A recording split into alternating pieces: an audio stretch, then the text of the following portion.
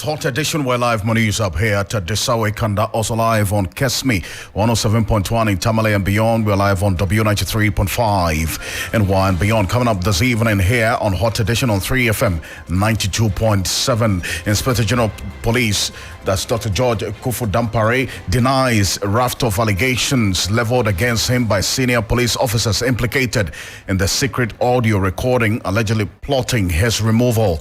We have details of what happened earlier today when that 7-member ad hoc committee established by the Speaker of Parliament to investigate this matter sat and had the Inspector General of Police's responses.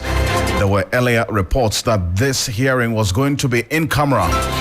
As we witnessed, the Inspector General of Police himself agreed, in fact, requested that this hearing be done, in fact, for the public to also follow in due process. We'll get details of that as well, plus the reactions by some security analysts that they still insist that going forward, much of this hearing should be in camera because of the security implications of it. Stay with us. We have these divergent views and opinions on this matter. Also, the Electoral Commission begins limited voter registration exercise despite injunction against the process. We have details plus some reactions this evening here on Hot Edition on 3FM 92.7.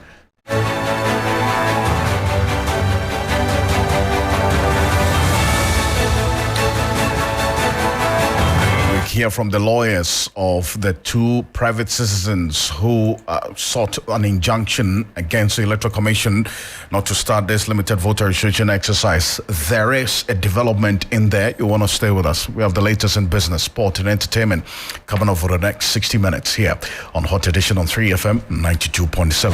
I am Alfred Ocansey. Welcome.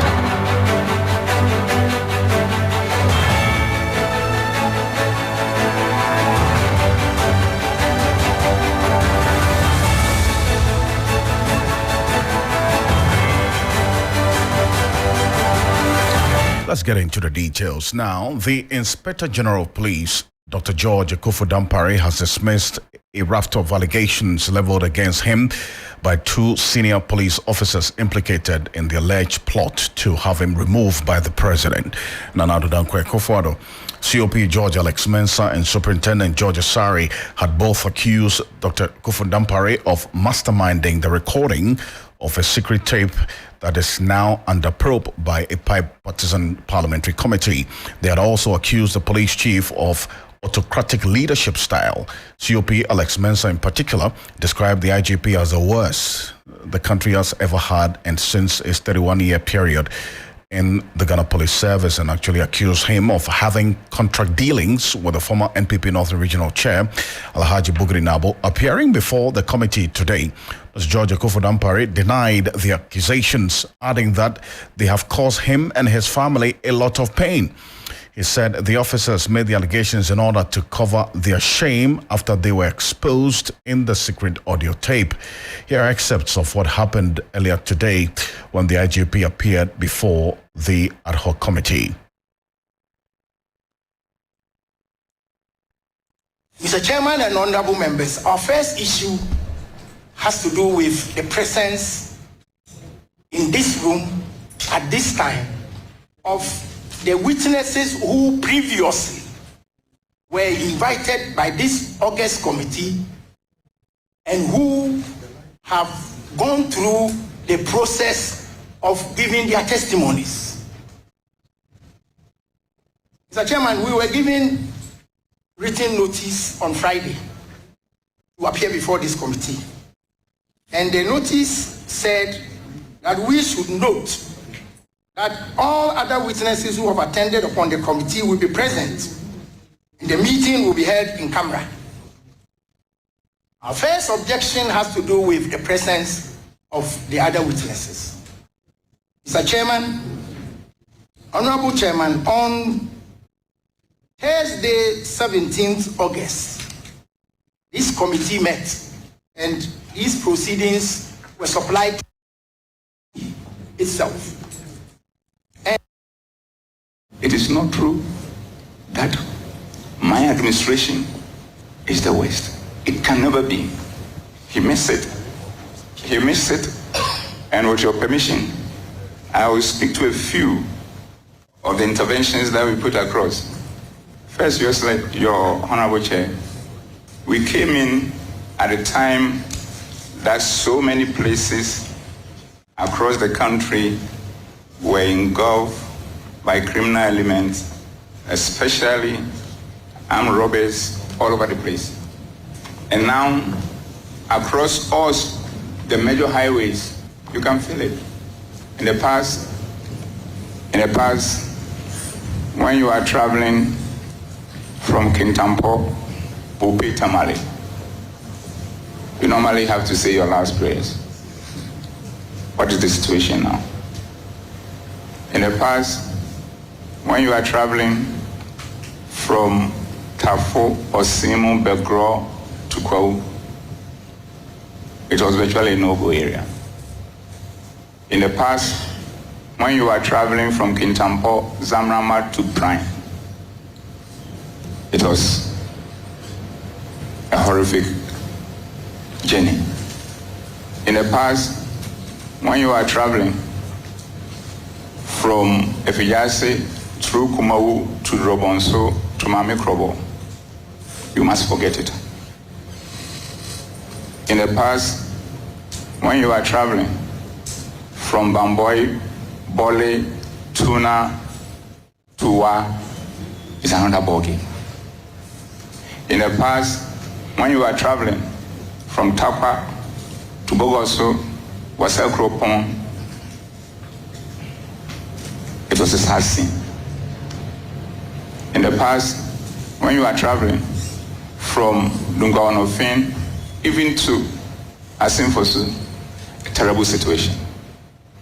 And from Praso to New Adubiase, to my Mbe brothers' hometown, Bekwai, to Kumasi, it was another thing.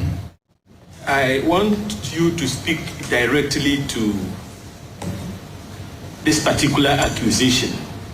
Did you play any role in respect of the recording of the leaked audio? Honorable Chair, like the chairman asked initially, I did not play any role in it. Now, IGP, you also read through the proceedings and you would find that in it, you may want to respond to this in the open. I don't know how it sits with you, but you were also accused of being the worst IGP this country has ever had. How did you receive the accusation, and what is your reaction? Honorable Chair, thank you very much. Honorable Chair, I think probably my brother wanted to say I'm the best and he missed it. Because the records are there for everybody to see. The beauty of mankind is that everybody has an opinion and he can express it in any form or shape. But that has not changed the facts. And this is the point, Honorable Chair. Since my colleagues and I and the rest of the commands across the country had opportunity by the grace of God and with the honor done me by His Excellency the President Nana Addo Dankwa Akufo-Addo, we committed ourselves to transforming the organization to become the best institution in the country and a reference point for Africa and beyond in a teamwork fashion based on Genesis 1:26. So even granted that I'm the worst, then all of us collectively are the worst, including probably my brother who was serving in that capacity as member of the team that I led. I lead. So I think it was a slip of tongue on his part. But let me speak to the issue. This is what it is. We, the current administration, want to be the best in terms of all those who have come before us. And we have a good reason for that, Honorable Chair. And we are there getting on to becoming the best in the history of the country. I was surprised when the witnesses mentioned that you have the original tape What can you tell the committee about this? Or what can you say about this? Thank you. Honorable Chair, another wide allegation. I don't know which of them, my brothers who made that statement. Then I could probably ask the committee for him to go with me and tell me where I put it. Because technically, I don't have it. I don't know about it. So why should somebody come here and make such wild allegation without proving a bit of it? And then I'm asked to respond to it. Honorable Chair, I beg of you. I beg of you. I don't have it. And I pray that maybe going forward, we should make sure when people make allegations, they should provide at least a shred of evidence before maybe an invitation is made for somebody to come and speak to it. But now, looking at the proceedings and the way I feel, it's like allegations have been made, and then nobody provided a shred of evidence, and the allegations are out there in the public, and the allegations touches on my person, even though it has nothing directly to do with me, especially with all the wild allegations they are made about the management of the police service, which I do with my team, because without the word we, I can't make any pronouncement when I'm leading an organization. I don't use the word I. Well, so that's Dr. George Akuffo-Dampare there, Special General of Police, before the 7-member committee, dismissing claims that he masterminded the recording of the leaked tape purported to contain discussions to have the president remove him as the IGP when he appeared before this ad hoc committee earlier today. Now, we've also received some information, as was earlier indicated at the committee hearings today, that Bugri Nabo has indicated that there is another audio which he has made available to the committee. So the committee earlier today have also put out the information that they have received another audio on this matter from Bugri Nabo. Let's stay a bit on this, shall we? And Richard Kumado, a security analyst, joining us on the telephone. I thank you so much, Mr. Kumado, for your time. Certainly, we're going to be having a lot more of these audios every now and then. It's an unending tale of leaks and videos and audio leaks, isn't it? Definitely, it is. What I see, and from your own analysis, from a security perspective, how would you analyze the IGP's responses, especially to the question of his involvement in this alleged recording, which was a strong point that COP Alex Mensah made, and he said he was prepared to provide evidence to that effect to the committee, but the IGP emphatically stated that he was involved in this entire recording process. Definitely, I was glad the IGP insisted that his hearing should be in the public. It should be in public, because the people spoke in public, and this is a public committee. It would be unfortunate if they go behind the scenes and there will be some inconsistencies and discrepancies in what the IGP said, what he didn't say.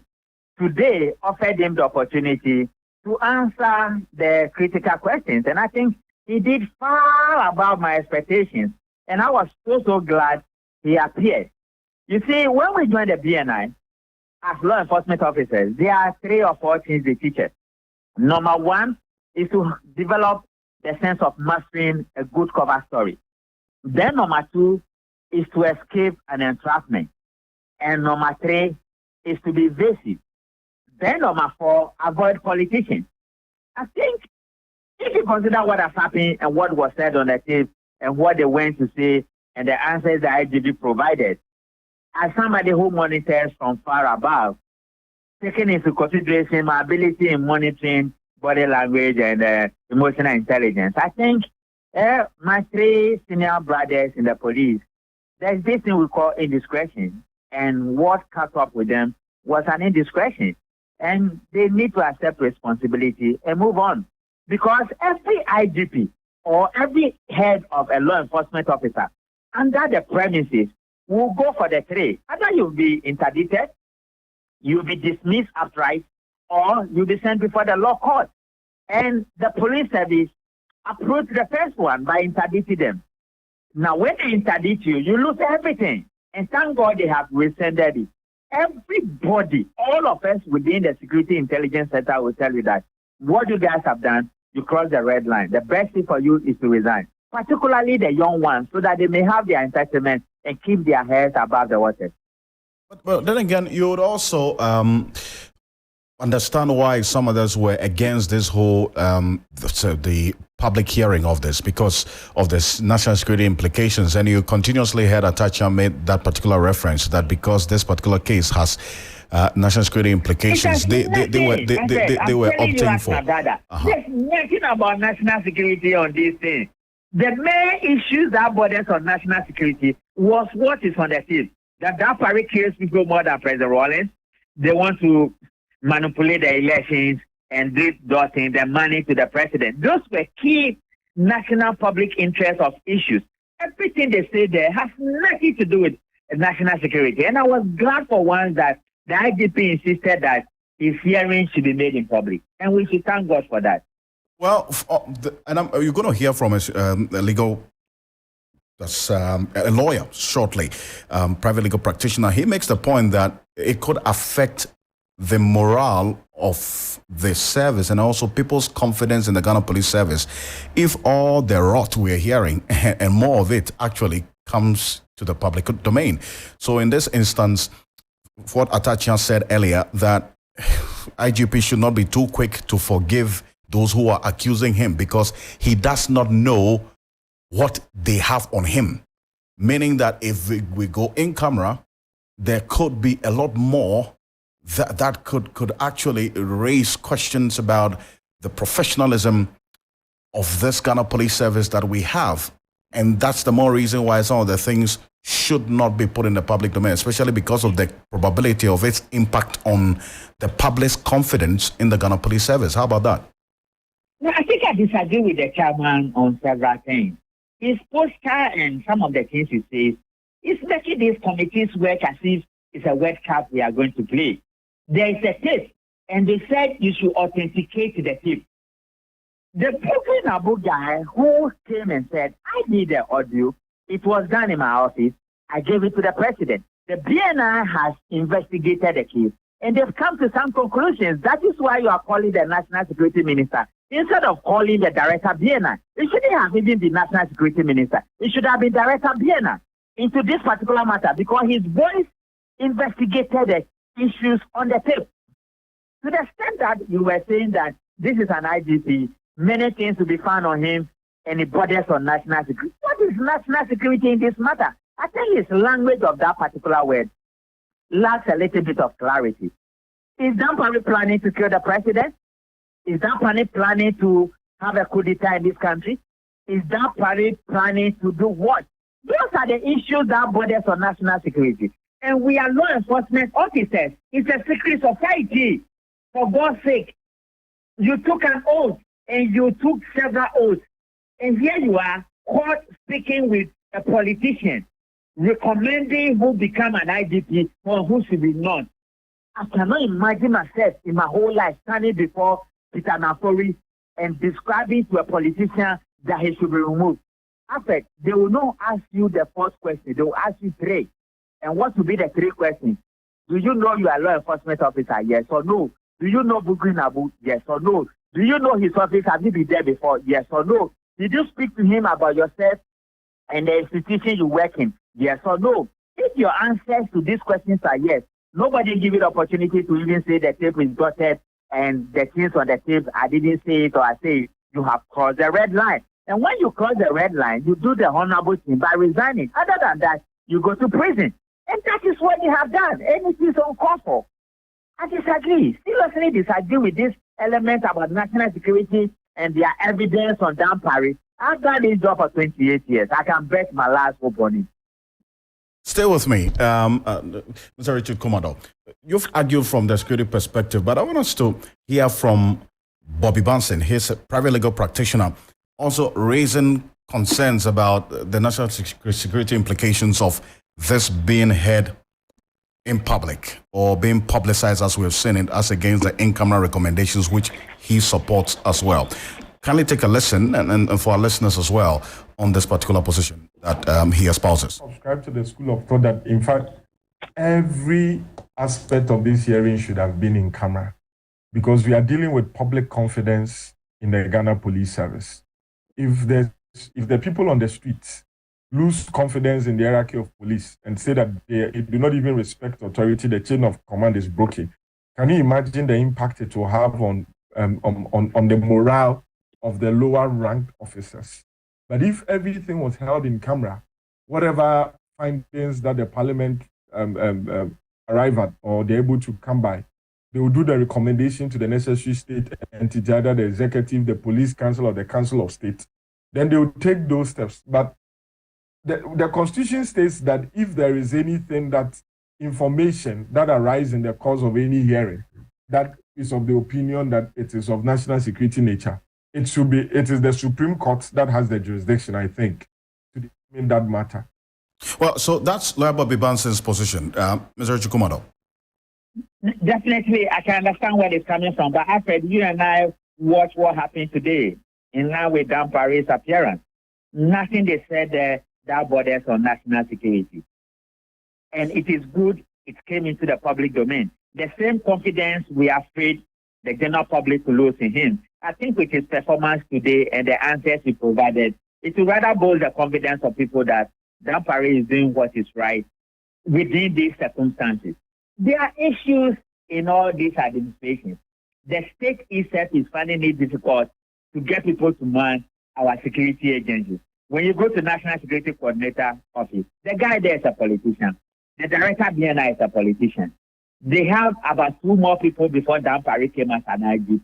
The state is struggling because of the partisanship that has risen to the highest level within the law enforcement agencies. So they are not getting people to do what they expect them to do. We will need to tread cautiously. And I'm saying that I beg to differ, but I didn't see any national security breaches on what Dan Parry did today. And it was good, in my opinion, that Dan Parry appeared in public to answer the critical questions in public. And my heart goes out to them. I think my other colleagues in the service knows that they have crossed the red line, and nobody should say to them. We can forgive them and move on, but we should not condone this, because you see, non-punishable of offenses rationalizes bad behavior and promotes antisocial tendencies within the law enforcement agency. Now, knowing what you do know about this particular case, and then also what is already in the public domain, and what we heard today from Judge Akuffo Parry himself answering questions before the committee, will what is said in camera in the coming days change anything at all as to how this case have played out?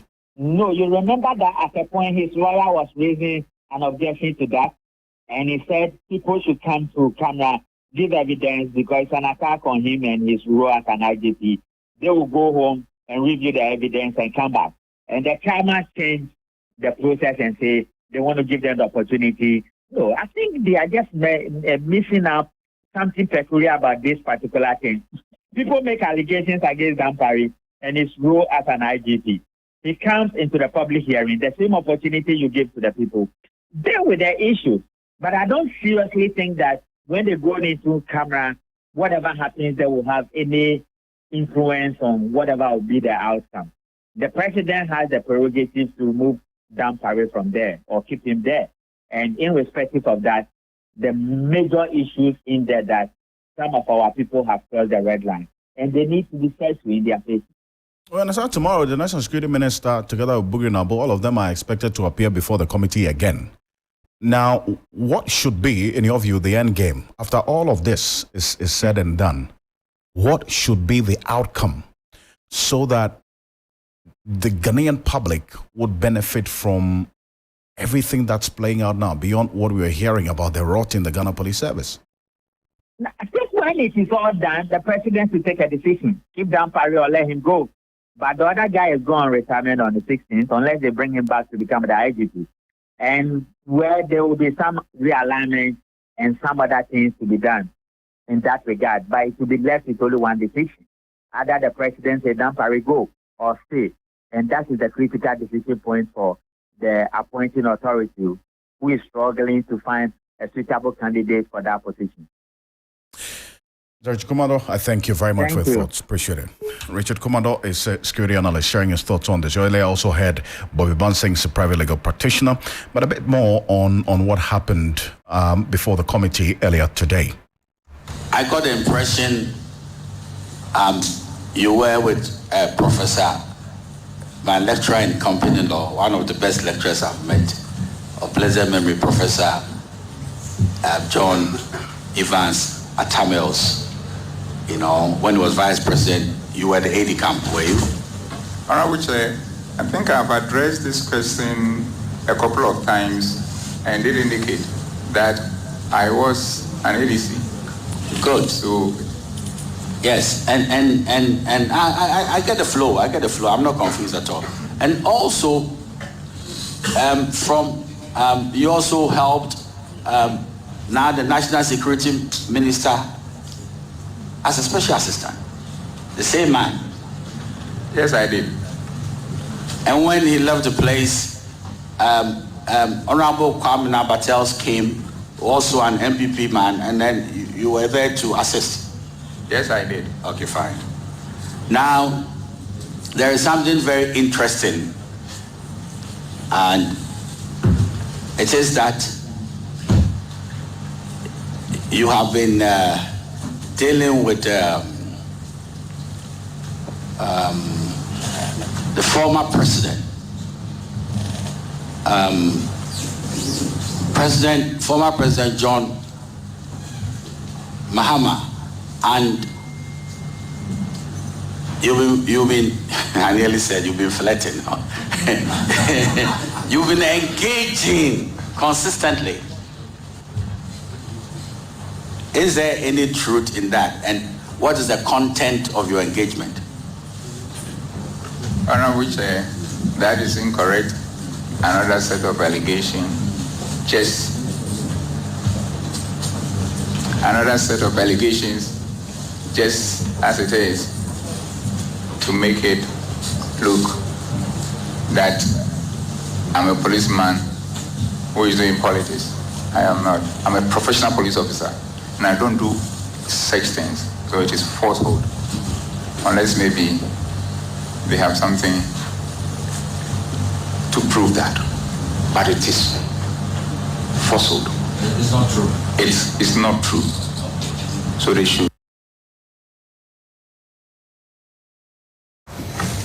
Now, the witnesses before you have told this committee that under your watch, the Police Management Board, also known as POMAP, has become dysfunctional. Dysfunctional in the sense that it has become a one-man show. In other words, the IGP does not consult members of POMAP for purposes of reporting to the council. Please say, what's your reaction to this? Honorable Chair, that is falsehood. And like I've demonstrated to you, and you also refer from my speech, and look at it, you called me and only me to appear. All of them, including some of them who were on sick leave, said, what is happening? I'll suspend my sick leave and come. Because since you was in office, you've told us that we are a chain, and the time we break, anytime it breaks, is because somebody is retiring. We took that part out and connect the chain again. So if anybody sits anywhere to say that you don't consult, then that person is trying to be so mischievous. That's Dr. George Okofu Dampare, Inspector General of Police there. So live here on Hot Edition on 3FM 92.7. We're live also on Kesme 107.1 in Tamale and on W93.5 and one beyond. Now, the Electoral Commission has commenced its limited voter registration exercise at its district offices across the country. The exercise is targeted at persons who have just turned 18 years as well as first-time voters. The Electoral Commission estimates some 1.3 million persons will be captured in the voters register during the exercise. Now, the exercise is taking place in spite of a pending interlocutory injunction filed at the Supreme Court by the main opposition NDC and 4 other political parties.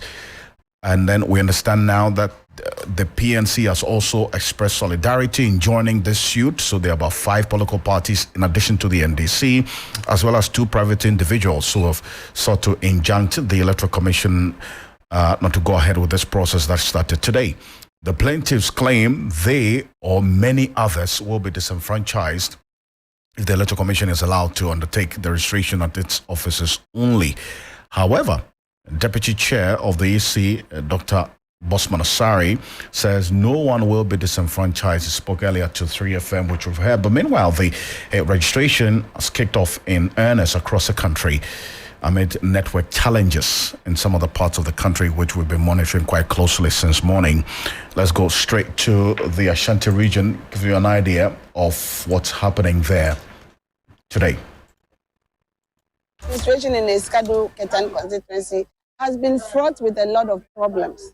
I mean, the problem I got here maybe around 5:30. Since we came, there is no comfort, there is no tent, the sun was out, now it's about to rain, there's no chairs, there's everything. So once we saw that, we brought chairs with the 3 tents behind us, we brought all 3 of them. They started around 8 something. By 8:15, 8:30, one of the machines was broken. They had 2 machines. One was broken, so only one machine was working. Then around 10, 11, the lights have gone off. There's a total power outage. You understand, the kids are here. Some of them have gone to school. Some of them have exams. Some of them have work. They are sitting here. The light is all out. Well, so that's a worried parent who has a child who is 18 years and above, as a matter of fact, and narrating how that is also impacting on their education.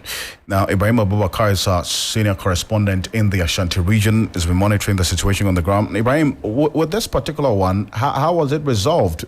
This mother we just heard lamenting about her 18-year-old not being able to register because of power outages and network failures. Unfortunately, we lost Ibrahim Abubakar, raising on the telephone to have an understanding of how this particular case was solved earlier today. But this network challenge situation was not limited to just the Ashanti region, because we monitored reports from the northern region as well, where there was a similar case of some first-time applicants complaining about the network challenges that the EC was facing as well. The process is not just slow, but very, very, very slow. An exercise that is scheduled to start at 8. Today, as of now, it's past 9. And not even a single person has been captured. You understand that? Initially, we informed that if they were going to use on and offline. The online is internet, and offline, if we have challenges with internet, they switch to the offline. But until this morning, we have been briefed by the director of this district that from directly from the above indicates that the offline should not be attended to. And I can tell you, the problem that has brought us this far is the online. The internet is very bad as of now and cannot capture. We are stranded. What do we do? So we advise we switch to the offline, speed up activity. So that's the situation in the northern region. Ibrahim Abubakar is back on the telephone as senior correspondent in the Ashanti region. Ibrahim, this mother we heard earlier, not too happy about her ward, who is 18 years, not being able to register because of power outage. How was that solved? Well, Alfred, that bite was also in the northern region. That's where Christopher reported from. But we had almost the same challenge here in Ashanti region. They won, so the numbers were not that much high, but the process was very slow because of network challenge that they were told. At Askorimampong, for instance, which was within the Asawase constituency enclave. You know, that place has is one of the most populous areas within Ashanti region. So applicants were expecting to see at least 2, 3, 4 machines there. And they saw 2, but one was functioning. The other had some challenge. So as at 2, 3 p.m., they had only been able to successfully register only 40 of them. And, you know, just around that time too, the rain started coming. So that also disrupted the process in Kumasi or in Ashanti region today. So today I can tell you that few people were able to successfully register, but they are hoping that in the coming days, the EC will try and also double the registration material so that the process will move faster. Because today, like I said, being the first day, the numbers weren't that high. From tomorrow and the days to come, we are likely going to see times 3, 4 the numbers we saw today.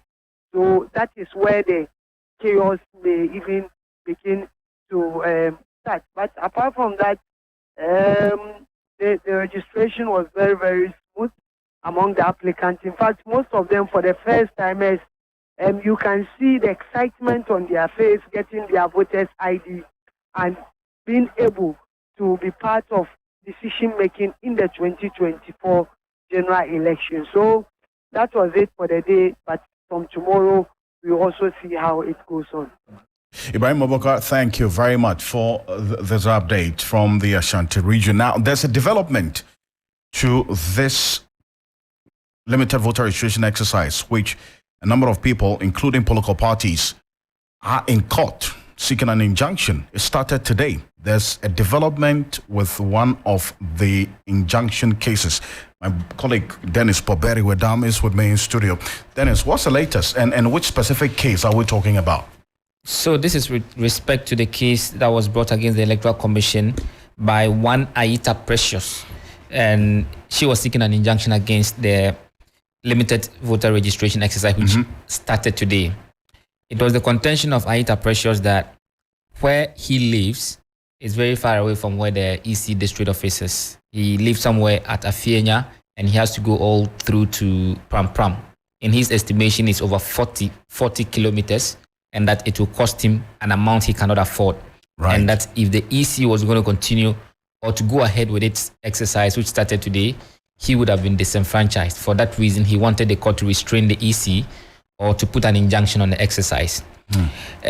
So as of yesterday, when the EC issued a statement giving indication that the exercise was going to go on today, regardless the injunction applications from the NDC, from the other person, and including Aita himself, he then proceeded to the court this morning to file another application seeking to commit the EC chairperson, Jane Mensah, the deputy chairperson in charge of Electoral Commission, in charge of deputy chairman, Dr. Bosman Asari, and then the deputy chairman in charge of operations, that is Mr. Samuel Tete, for contempt.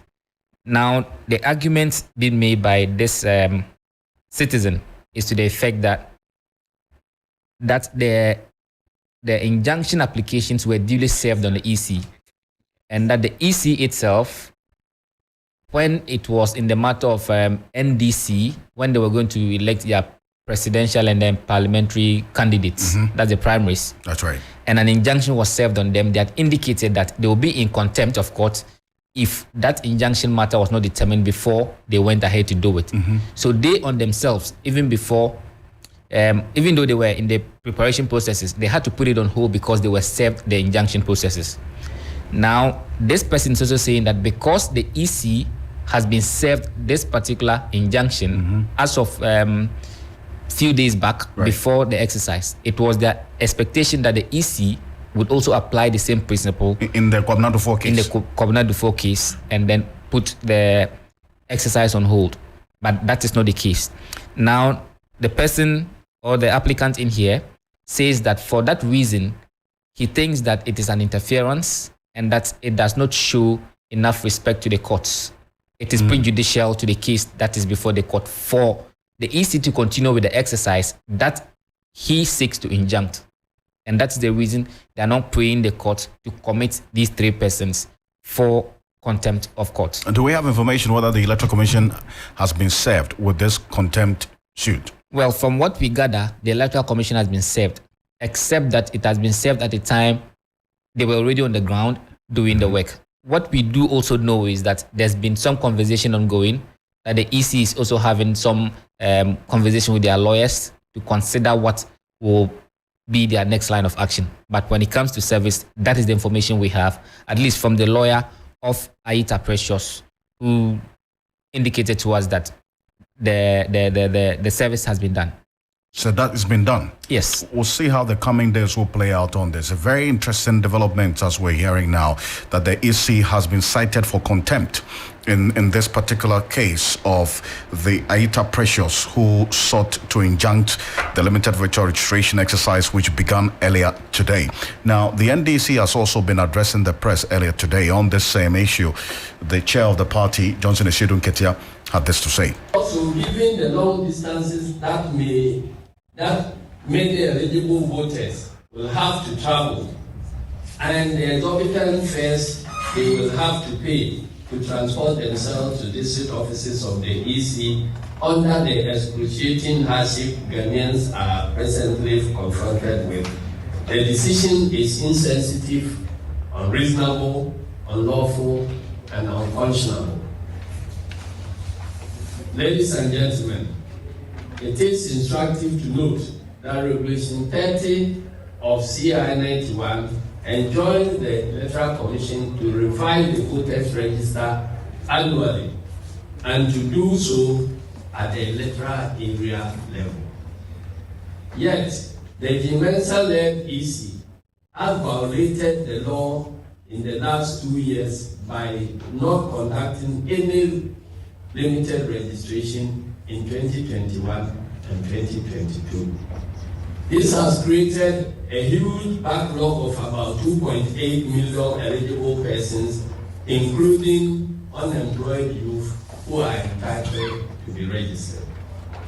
This huge backlog is the more reason why the Electoral Commission's decision to restrict voter registration to their district offices is unconscionable and preposterous. In 2019, the EC conducted limited voter registration in 1,500 electoral area centers. Why will the EC reduce this number of registration centers to 268 now that they have a huge backlog of about 2.8 million persons to register? It simply does not make sense. As Johnson Eshedun Ketia was chair of the NDC there. So live here on Hot Edition on 3FM 92.7. We're live on Kesmi 107.1 in Tamale and beyond. Also live on W 93.5 in Wa and beyond. We're seeing most of your messages on the IGP's appearance before the ad hoc committee earlier today, and we acknowledge your messages and thank you very much for sharing your thoughts with us. And Nanaya says that the end of this committee's hearings must benefit the improvement that we all want to see in the Ghana Police Service's work. You're sending us a message from Kukrin Tumi. Thank you. This one also here from Nigel says, good evening. I expect that even the in-camera hearings, whatever will be said there should be put in summary for us all to know. We have trust issues for such instances, and I support the public hearings so far. It's helping us all get to know exactly what's happening in the Ghana Police Service. Thank you very much for your thoughts. And Anake Amensa Brampa is here with the latest in business. Okay. Yeah, I also enjoy the public hearing, Alfred. Oh boy. Quite an insightful session. Can't wait for tomorrow's session. Indeed. Tomorrow we have quite a number of people coming. The National Security Minister. Exactly. Bugri Nabu is back. Mr. The way they address him within the media space, Mr. Nabu. Now book it. Let's get into what you have. All right, let's get to business straight away. My name is Nana Ekuya Mensah Brampa. And Governor of the Bank of Ghana, Dr. Ernest Addison, says banks need to rebuild capital buffers to support their operations. He was speaking at the launch of the 60th anniversary of the Chartered Institute of Bankers, Ghana. The banking sector has shown some improvement with the half-year performance, despite the significant losses of last year. Looking ahead, banks are expected to rebuild capital buffers to support their operations. Let me take this opportunity to assure the public that the Bank of Ghana will continue to monitor developments and ensure strict regulatory and ethical compliance in the banking sector to ensure a stable and resilient financial system, contributing significantly to the overall growth and development of our economy. And that was Governor of the Bank of Ghana, Dr. Ernest Addison. And Managing Director of Access Bank PLC, Olumide Olatunji, has admonished SMEs and entrepreneurs to always use loans from banks and other financial institutions for their intended purposes. This is coming on the back of concerns that loans are not used for their intended purposes, and he called on entrepreneurs to allay their fears of sourcing financial assistance from financial institutions. Once you take a loan from the bank, it's advisable to use it for the purpose that you took the loan for, and then the bank will be encouraged to give you more and more, and in that process you can grow your business. So this is Access Bank's demonstration to support the creative sector of the Ghanaian economy and to build capacity and financial inclusion and financial literacy. You can access the loan from your phone, so you don't even have to come to the bank. Managing Director, Access Bank PLC, Olumide Olatunji. Now, the Accra enforcement team of the Ghana Revenue Authority has queried businesses for too many infractions in the compliance of VAT during the periodic checks and routine test purchasing.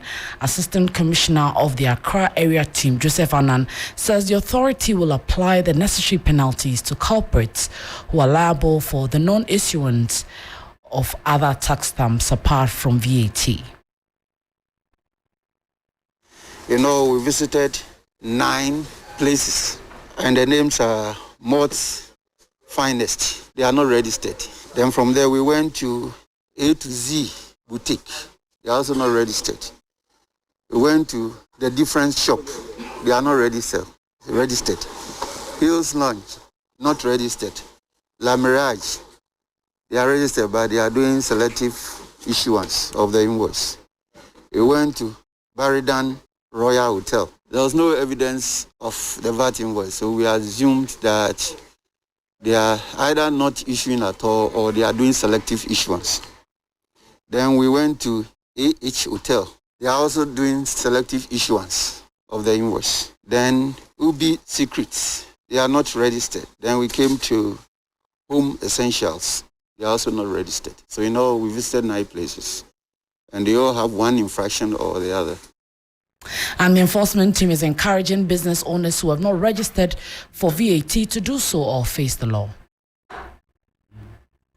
Over the period that we have been on the field, we realized that many of those who are not charging the VAT are also not compliant with other tax types. That was why now we are going beyond just the test purchase to look at other tax types, because our collection is not based just on VAT, but it's based on all other taxes that are applicable to businesses. So now when we come to you, we'll look at other tax types that are applicable to your business. And once you are found not to be compliant, we'll make sure that whatever punishment by way of interest or penalty will be levied on you. And that was the Assistant Commissioner of the Accra Enforcement Area, Ghana Revenue Authority, Joseph Annan, ending it for the business news on Hot Edition. Remember, when you log on to 3news.com, we have more business news updates. My name is Nana Ekuya Mensah Brampa, and the man himself, you've been missed. How was Kumasi? Well, it was good. Did you enjoy fufu or anything? No, apart from the unfortunately. football match? Unfortunately, I couldn't. When I got there, it was finished.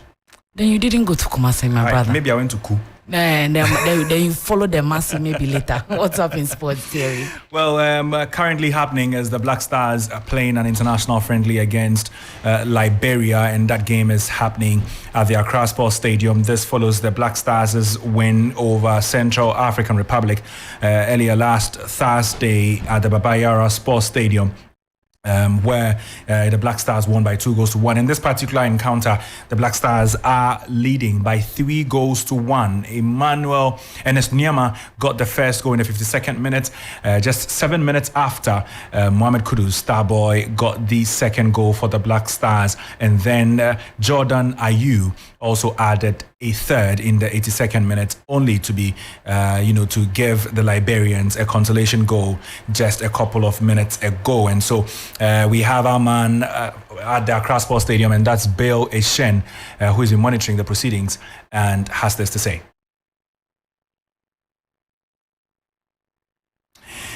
All right, so that's by way of updating you on, the Black Stars. But let's go straight to, the women's football, where currently the Women's Africa Cup of Nations qualifier, and that's a game, that the Black Queens will be playing against Rwanda, and the head coach of the Black Queens has named her squad, and I'm talking about Nora Hoptel.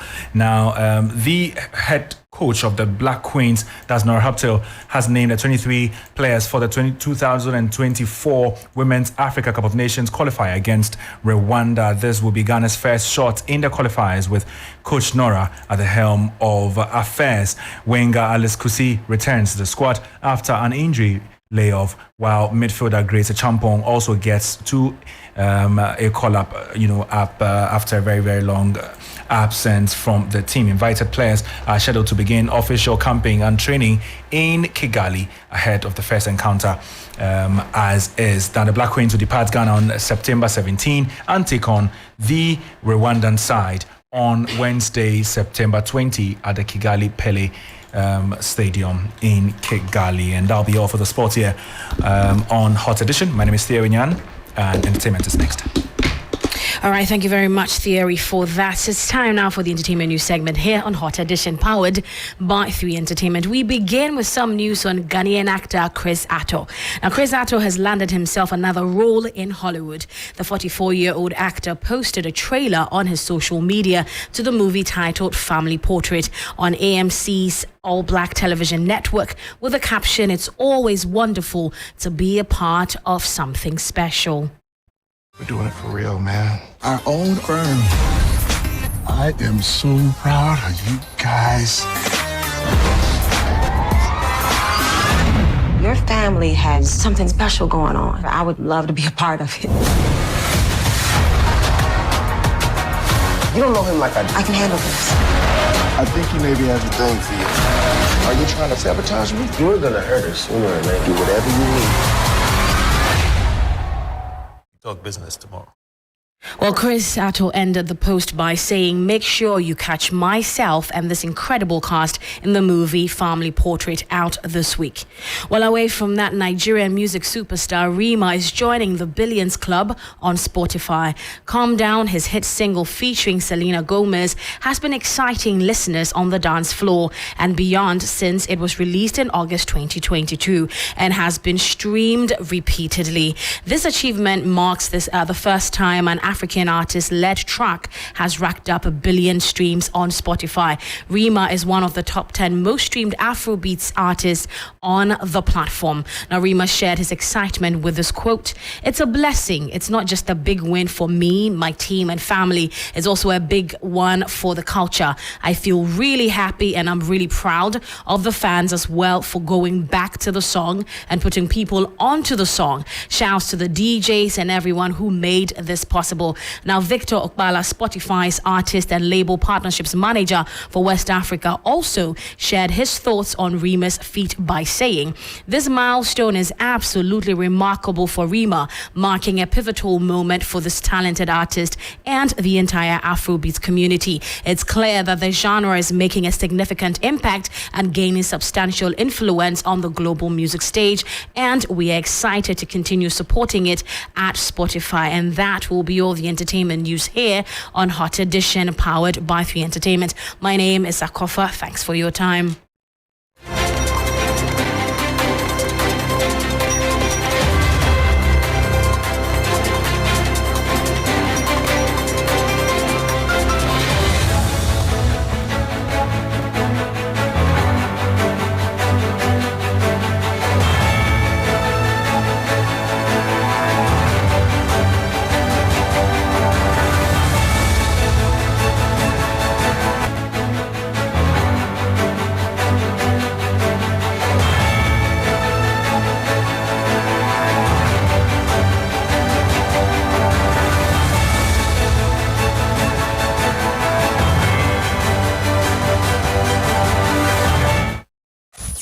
Accra gets busy on this frequency. 92.